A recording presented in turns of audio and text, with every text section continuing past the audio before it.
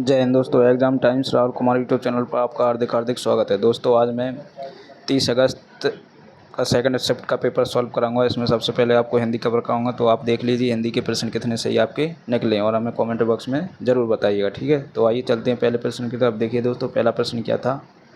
पहला प्रश्न आपका था,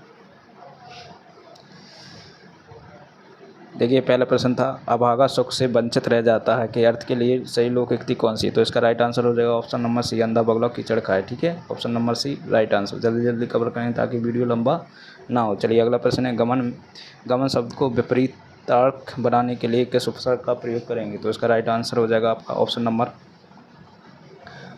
नंबर सी राइट आंसर। चलिए अगला प्रश्न, निम्नलिखित में से कौन सा शब्द संबंधवाचक सर्वनाम है।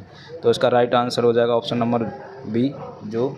चलिए अगला प्रश्न है, कारक के कितने भेद हैं। तो इसका राइट आंसर हो जाएगा ऑप्शन नंबर सी 8। कारक के 8 भेद होते हैं दोस्तों, कई बार पढ़ा है वो क्वेश्चन है दोस्तों। अगर यह वीडियो आपको पसंद आए तो लाइक शेयर कमेंट करें और यूट्यूब चैनल को सब्सक्राइब जरूर कर लें। चलिए अगला प्रश्न है दोस्तों, इनमें से किसके रचनाकार तुलसीदास नहीं। तो इसका राइट आंसर हो जाएगा ऑप्शन नंबर ए कमान रासो, ठीक है। चलिए अगला प्रश्न है, स्वर ए अय का उच्चारण स्थान कौन सा है। तो इसका राइट आंसर हो जाएगा ऑप्शन नंबर डी कंठ तालब। चलिए अगला प्रश्न है, स्वर्ग पृथ्वी हरण किस शब्द के अनिकार थी। तो इसका राइट आंसर हो जाएगा ऑप्शन नंबर सी गो। चलिए अगला प्रश्न है दोस्तों, सन 1973 में साहित्य अकादमी पुरस्कार प्राप्त आलोक पर्व किसकी रचना थी। तो इसका राइट आंसर हो जाएगा Hazari Prasad Dwivedi. Option number B right answer हो जाएगा। चलिए अगला प्रश्न है, 2002 में दो पंक्तियों के बीच कविता के लिए साहित्य अकादमी पुरस्कार किसे दिया गया था। तो इसका राइट आंसर हो जाएगा option number B Rajesh Joshi. चलिए अगला प्रश्न है, स्वर संधि कितने प्रकार की होती। तो दोस्तों 5 प्रकार की। Option number A right answer.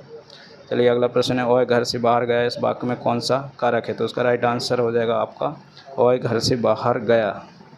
तो इसका राइट आंसर हो जाएगा अपादान। Option number A right answer हो जाएगा ए, ठीक है।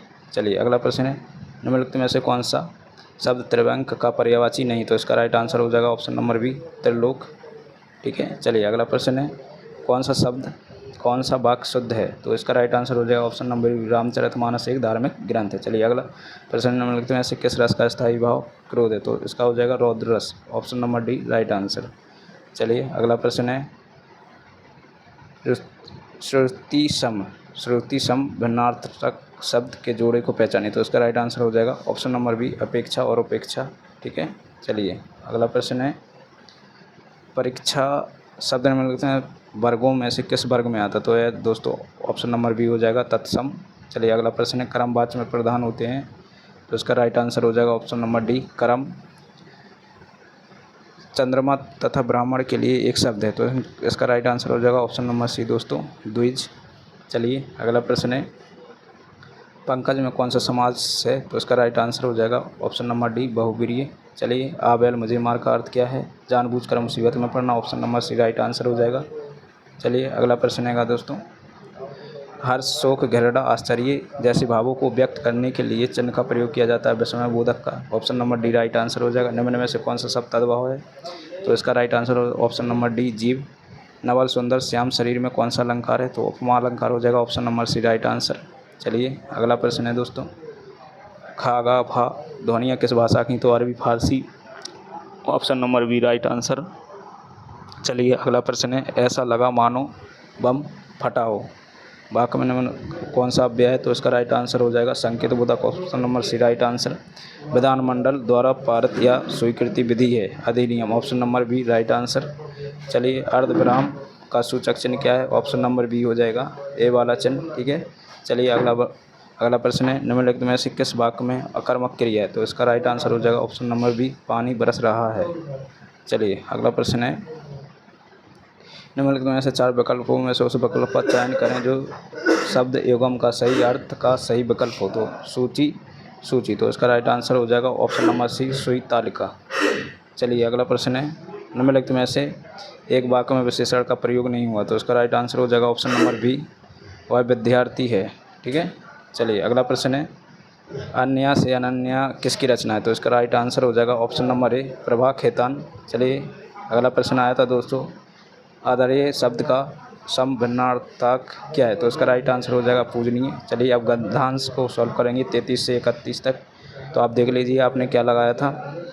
चलिए सभ्यता का अभिप्राय है, तो इसका राइट आंसर हो जाएगा ऑप्शन नंबर सी, मानव के भौतिक विकास या विधायक गुण से। ठीक है, चलिए अगला प्रश्न है, संस्कृति का अभिप्राय है, तो इसका राइट आंसर हो जाएगा ऑप्शन नंबर ए, मानव की आत्मिक उन्नति के समर्थ आंतरिक गुण। ठीक है, आंतरिक गुण हो जाएगा option number A right answer. चलिए अगला प्रश्न है आपका, संस्कृति का मूल स्वभाव क्या है, तो उसका राइट आंसर हो जाएगा आदान प्रदान से बढ़ती है। ठीक है, option number D right answer. चलिए अगला प्रश्न है, संस्कृति सभ्यता से इस रूप में विभिन्न है कि संस्कृति, इसका राइट आंसर हो जाएगा आपका सभ्यता की अपेक्षा अत्यंत सूक्ष्म होती है, option number D right answer. चलिए लास्ट प्रश्न है दोस्तों इस वीडियो का, तो लास्ट प्रश्न देख लीजिए आप, गंधांश का, मानव की मानवीयता इसी बात में निहित है कि वह अपने मन से विद्यमान विकारों के ऊपर नियंत्रण पाने की चेष्टा करे, अपनी सभ्यता और संस्कृति का प्रचार करे, ऑप्शन नंबर बी इसका राइट आंसर हो जाएगा दोस्तों। ठीक है दोस्तों, तो ये थे आपके हिंदी की पूरी सॉल्विंग। आप बताइए हमें कमेंट में कितने आपके प्रश्न सही निकले हैं। ठीक है दोस्तों, अगर ये वीडियो आपको पसंद आया तो लाइक शेयर कमेंट करें, यूट्यूब चैनल को सब्सक्राइब कर लें। ठीक है, बेल आइकन जरूर दबा लें ताकि आने वाले वीडियो को आपको अपडेट मिलती रहे। ठीक है दोस्तों, इसी के साथ दोस्तों जय हिंद।